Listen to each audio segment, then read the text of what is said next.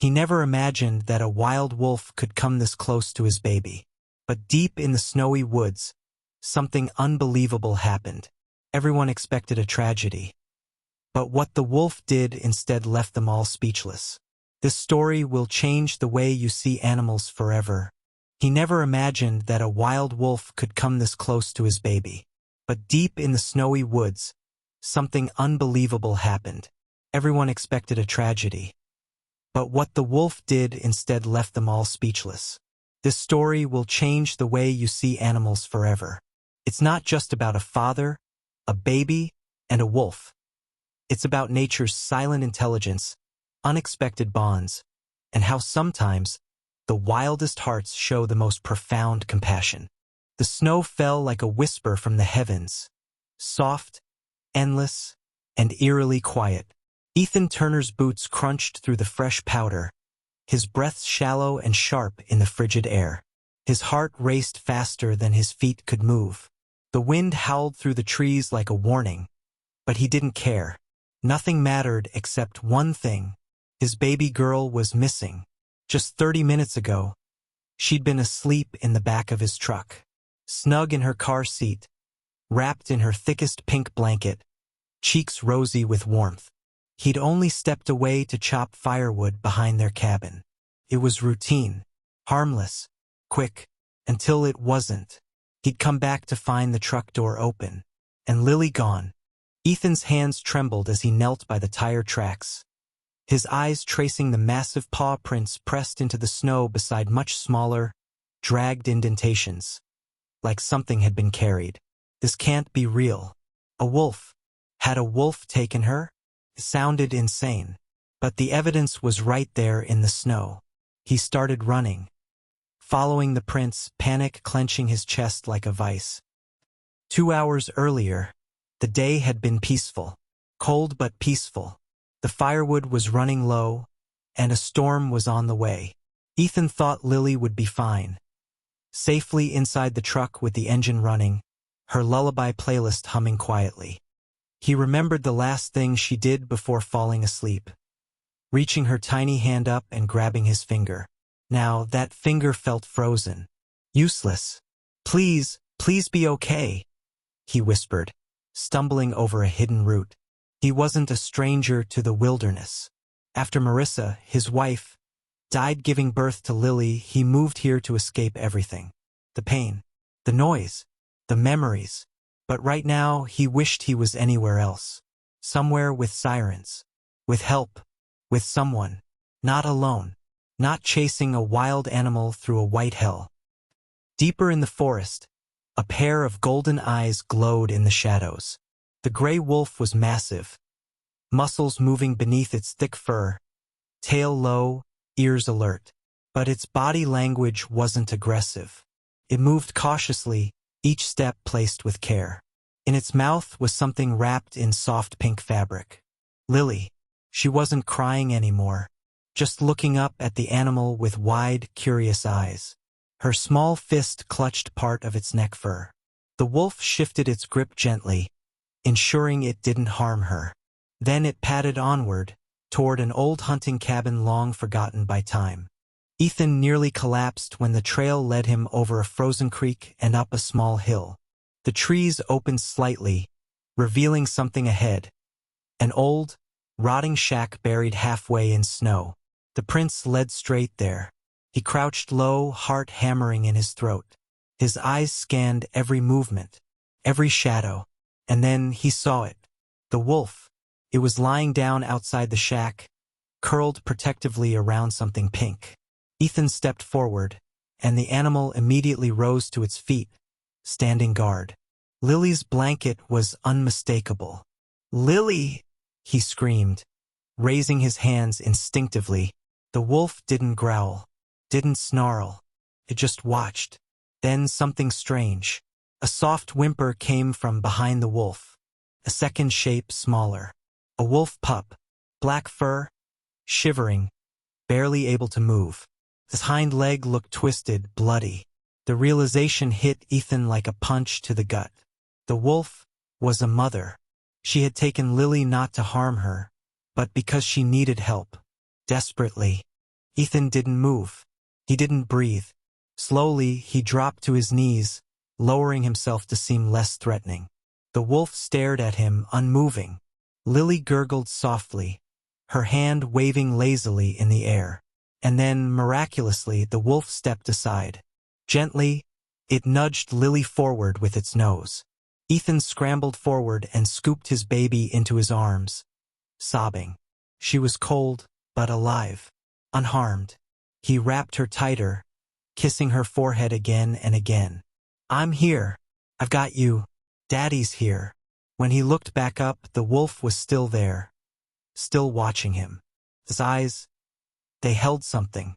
Not fear, not hate, something almost human. Gratitude? Then, with slow steps, the wolf turned and limped back toward its own pup. Ethan looked down at Lily. Her tiny hand still held a tuft of gray fur. Something had happened out here. Something he didn't fully understand yet. But he knew one thing. This was no ordinary predator. This was a mother, just like him, trying to protect her young. In the only way she could. The snow had stopped falling, but the silence it left behind was even heavier. Ethan held Lily close, her breath warm against his chest. The soft scent of milk and baby powder grounding him in a moment that still felt unreal. The wolf had saved her. Or had taken her, yes, but not to harm. She'd done it to bring help. A desperate, wild mother had stolen his child, because she had no one else to turn to. Ethan looked back toward the wolf pup. It lay curled near its mother's belly, whimpering softly, its injured leg dragging in the snow. The mother wolf kept her eyes fixed on Ethan, but made no move to run. Instead, she simply watched, like she was waiting for something. Ethan shifted Lily to one arm and slowly reached into his coat pocket for the energy bar he had stashed there earlier. With careful movements, he unwrapped it and broke it into small pieces. He tossed one toward the wolf pup. The mother twitched but didn't attack. She sniffed the air, then nosed the food toward the pup, who weakly licked at it. "She needs help," Ethan muttered. "Real help." He didn't know what he was doing, he wasn't a vet, but he knew he couldn't just walk away. Still, taking Lily back to the cabin first was a priority. Ethan stood, hugging her close. "I'll come back," he whispered to the wolf. "I swear to you, I'll come back." The wolf didn't move, only blinked slowly, snow dusting her fur. Back at the cabin, Ethan stoked the fire high, laid Lily on the bed, and called the closest ranger station he could reach. It was a miracle the old radio even worked through the storm interference. "Hello? Yes, this is Ethan Turner. I have an emergency. No, not with my child. With a wolf. And her pup." A long pause. "Sir, are you saying you want to help a wolf?" "Yes, I owe her. She saved my baby." Another pause. The ranger, a woman named Dana, responded more softly this time. "Where are they now?" Ethan described the old shack. She promised she'd come, but warned it might take hours. Ethan couldn't wait that long. Ethan returned to the forest just before dusk. The air had turned sharper. The sky was turning a bruised purple, warning of another snowstorm. But the wolf was still there. She hadn't moved far. When Ethan stepped into the clearing, she lifted her head. He took slow steps forward, one hand raised, the other clutching a small first aid kit and a cloth-wrapped bundle of cooked meat. "I brought food," he said quietly. "And help." He set the food down and crouched near the pup, who let out a small yelp. The mother wolf growled low, but didn't lunge. Ethan unwrapped the cloth and placed it nearby. The smell of roasted meat filled the air. He slowly opened the kit, pulling out antiseptic and gauze. "I don't know if you'll let me," he whispered to the mother wolf. "But I'll try." Took time. Hours, maybe. The pup, though nervous, was too weak to resist. Ethan cleaned the wound gently. It had likely been caught in a trap, an old rusty one now long gone. Infection was setting in. He dressed the leg the best he could, wrapping it tightly. The wolf watched the entire time, silent, alert. When it was done, Ethan backed away, giving them space. The mother wolf slowly sniffed at the bandages, then licked her pup's face. A low, soft whine. For the first time, Ethan saw her tail give a single, slow wag. Later that night, as Ethan sat nearby under a tree, sipping lukewarm tea from his thermos, he heard movement in the trees. Dana arrived, tall in ranger green, with snow clinging to her boots. "You weren't kidding," she whispered, staring at the scene before her. "No, I wasn't." The wolf didn't react aggressively to her, just watched. "She's got cubs to care for," Dana said. "She wouldn't abandon this place easily." "I'm not asking her to," Ethan replied. "I just want to keep them alive." Dana smiled faintly. "You know this isn't normal, right?" Ethan looked at Lily's tiny mitten, tucked into his coat. "None of this is." Dana agreed to bring supplies back in the morning. She'd alert wildlife rescue, but with one request: no relocations unless necessary. Ethan nodded. Before leaving, he set a small blanket near the shack. Old, torn, but warm. Then he laid down a line of meat near the pup. Not too close. He didn't want to cross a boundary. The mother wolf stared at him for a long time, then, shockingly, lowered her head to the snow, resting her muzzle beside the pup. Acceptance. Gratitude. He wasn't sure what to call it, but it was something deeper than instinct. It was trust. Ethan turned back toward the trail, snow crunching underfoot, heart heavy and full at once. He didn't know what tomorrow would bring, whether the pup would survive, whether this strange bond between man and wild would hold. But he knew this wasn't the end of their story. It was only the beginning. The morning snow fell softer than usual. It coated the ground in a gentle white that glistened under the weak sun trying to pierce the forest canopy. Ethan returned to the clearing with a heavier backpack. Blankets, packaged food, more gauze, water, collapsible shelter just in case. Dana had kept her promise. She left supplies at the ranger outpost. But the sight that greeted him this time made him stop in his tracks. The mother wolf was on her side. The pup rested near her chest, but she looked weak. Her sides rose and fell in shallow, labored breaths. Her ribs were more pronounced today than yesterday. Ethan rushed forward, his heart pounding. He knelt beside her carefully. The wolf opened her eyes only slightly. She didn't growl. She didn't flinch. She looked tired and in pain. Ethan felt a surge of panic. "You're not okay," he whispered. "You were never okay, were you?"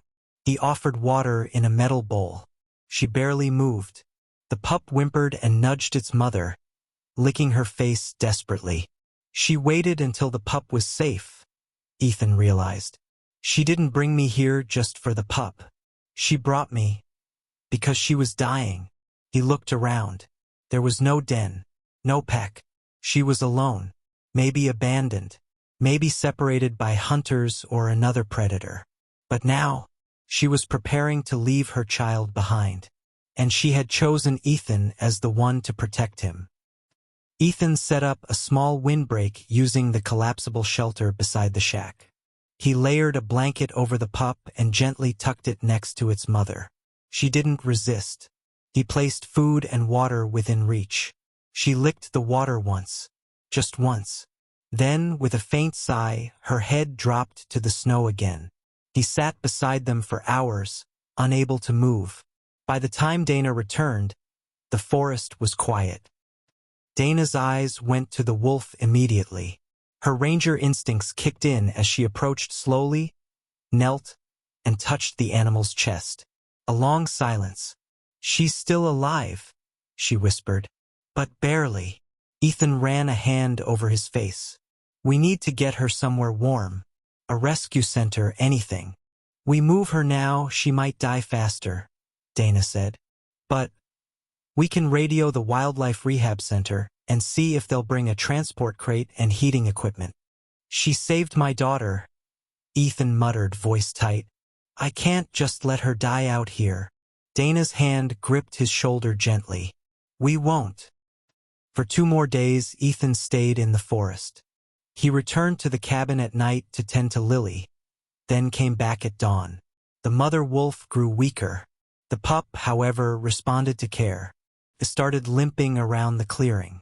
It even attempted to growl when Ethan came too close, though its growl was more of a squeaky yawn. One morning, when Ethan arrived, the mother wolf wasn't breathing. He knew before he touched her.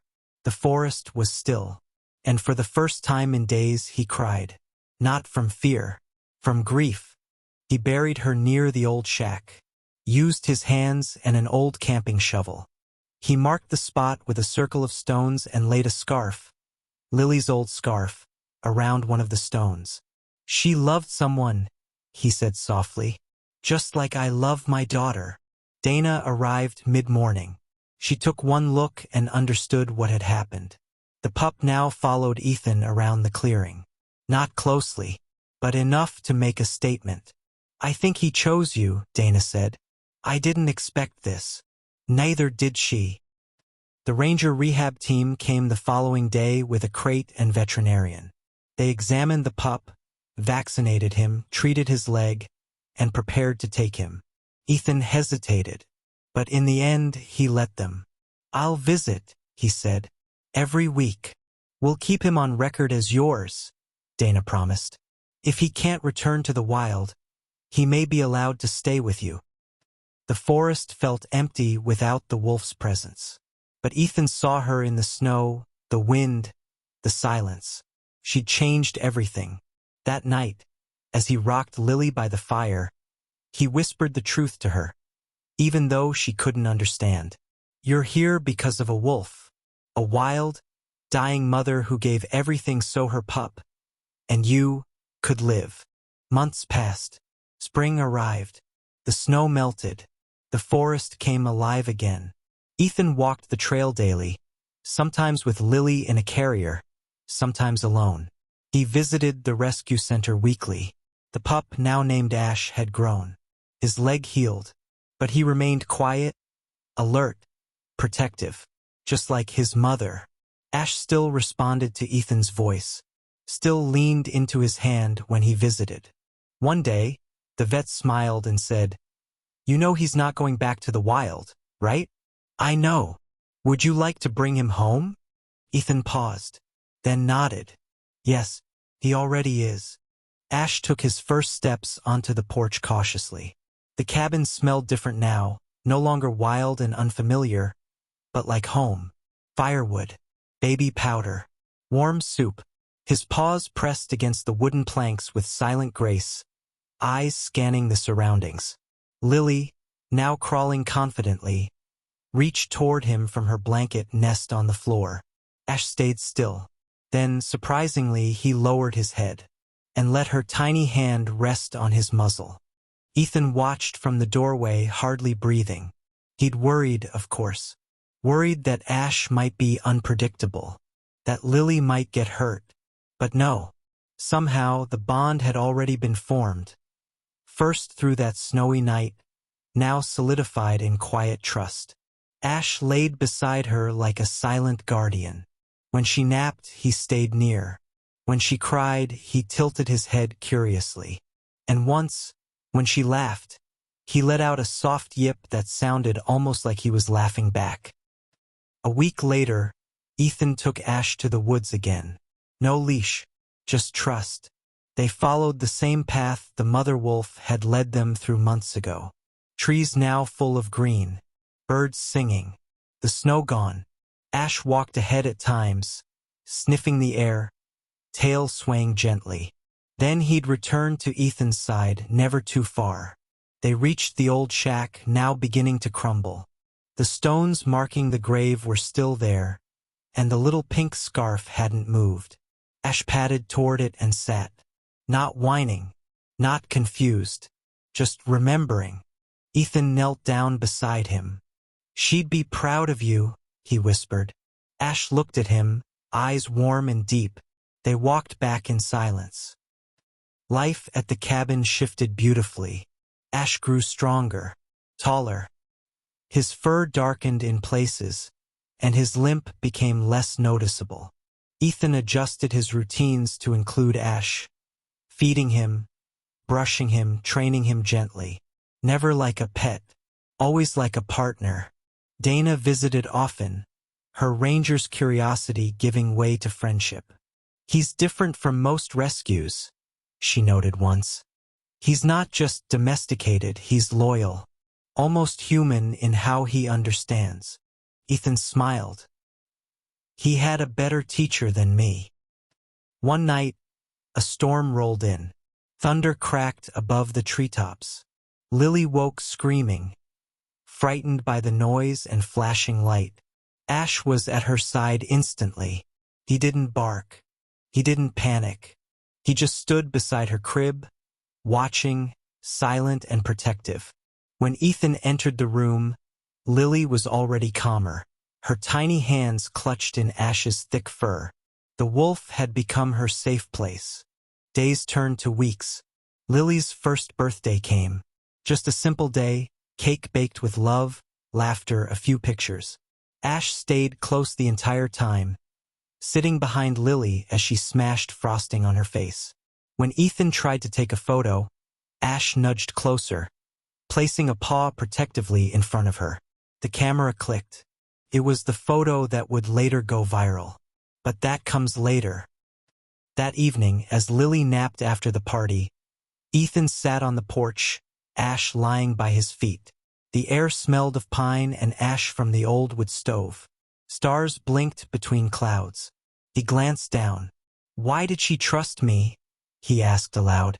Ash didn't respond, of course. But in the silence, Ethan felt it. "Because you listened. Because you didn't run. Because you stayed." Trouble came one morning. Two men, hunters, appeared on the edge of the property. Dana had warned him some local hunters didn't take kindly to wolves, even protected ones. They feared livestock threats or simply hated predators. Ash sensed them first, ears perked, body tense. Ethan stepped outside. "You lost?" he asked coolly. "Just hiking," one lied, but their eyes were on Ash, now standing beside Ethan. "That's a wolf," the second man said. "You can't keep those. Dangerous." "He's registered with the ranger station," Ethan replied firmly. "Fully vaccinated, microchipped, and protected. Doesn't mean he won't snap someday." Ethan's gaze sharpened. "He's safer than most people." They left, but the threat lingered like a bad scent. That night, Ethan added new locks, motion lights. He called Dana. "I'm worried," he admitted. "If something happens to him, after everything, I'll talk to the sheriff," she promised. "You're not alone in this." Ash paced the porch that night, alert and silent, like he knew, like he'd seen this kind of evil before. Ethan sat with him, hand resting in thick fur. "We protect each other," he said. "Always." 1 week later, Ethan and Lily were hiking together in the woods, Ash trotting ahead. When Lily giggled and pointed toward a fluttering butterfly, she chased it, stumbling into tall grass. A gunshot cracked in the distance. Ash bolted back instantly, positioned between Lily and the sound. Another crack. Closer. Ethan grabbed Lily and ran behind a tree, heart pounding. Ash didn't move. He faced the direction of the gunfire and growled. Minutes passed. Then silence. Ethan called Dana, breathless. She arrived with rangers within the hour, tracking footprints and tire marks that led to an illegal hunting camp deep in the woods. The hunters were caught. Charges pressed. Ethan's family and Ash were safe again. Back home, Ethan sat beside Ash under the stars. "You didn't run." Ash leaned his head against Ethan's shoulder. "You are more than just a rescue," Ethan whispered. "You are family." Autumn came quietly to the forest. Golden leaves danced through the crisp air. The wind whispered of change. Ash had grown into a strong, magnificent creature. His eyes intelligent, his presence calming, his loyalty unshakable. He was no longer the frightened pup Ethan had found in the snow. But even wolves who choose to stay feel the call of the wild. One evening, Ethan noticed Ash standing by the edge of the woods. Still, ears perked, nose high in the air. A distant howl echoed through the trees. Ash didn't move, just listened. And for the first time in months, Ethan's heart twisted with worry. Later that night, after Lily had fallen asleep, Ethan stepped out to the porch. Ash sat there, staring into the dark forest. "You thinking of leaving?" Ethan asked gently. Ash looked at him, a long, quiet stare, then lowered his head. The next few days passed normally. Ash played with Lily, helped carry kindling in his mouth, guarded the cabin when strangers passed nearby. But he was quieter, watchful, almost torn. And then, one morning, he was gone. No noise, no farewell, just vanished into the trees. Ethan searched for hours, days. He left out food, called for him. Dana brought tracking dogs. They followed the trail, but it ended near the river, the place where Ash's mother had once brought him, where her scarf had rested. The scarf was gone. So was Ash.